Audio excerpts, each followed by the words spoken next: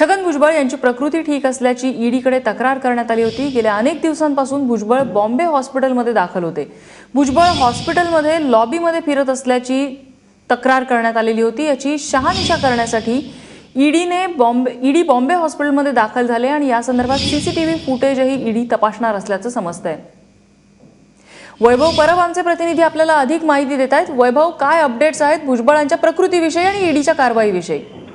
नम्रता, ज्या पद्धतीने भुजबळ हॉस्पिटलमध्ये ऍडमिट आहेत, ते आजारी आहेत असल्याचं वारंवार सांगताय, पण एका अज्ञात व्यक्तीने त्यांच्या विरोधात ईडीकडे तक्रार दाखल केलेली आहे की भुजबळांची प्रकृती ठणठणीत आहे आणि भुजबळ आहेत ते बॉम्बे हॉस्पिटलमध्ये सतत त्या लॉबीमध्ये फिरत असल्याची तक्रार आहे, ती ईडीकडे करण्यात आली होती। आणि आज त्याची शहानिशा करण्यासाठी ईडीचे 4 अधिकारी होते, ते बॉम्बे हॉस्पिटलमध्ये दाखल झालेले आहेत। सीसीटीव्ही फुटेज घेण्याचा प्रयत्न करतात।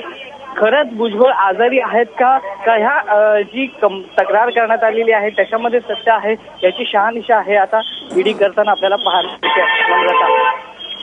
वैभव, या संदर्भातले अपडेट्स तुझ्याकडून घेत राहू। तुर्तास धन्यवाद या माहितीबद्दल।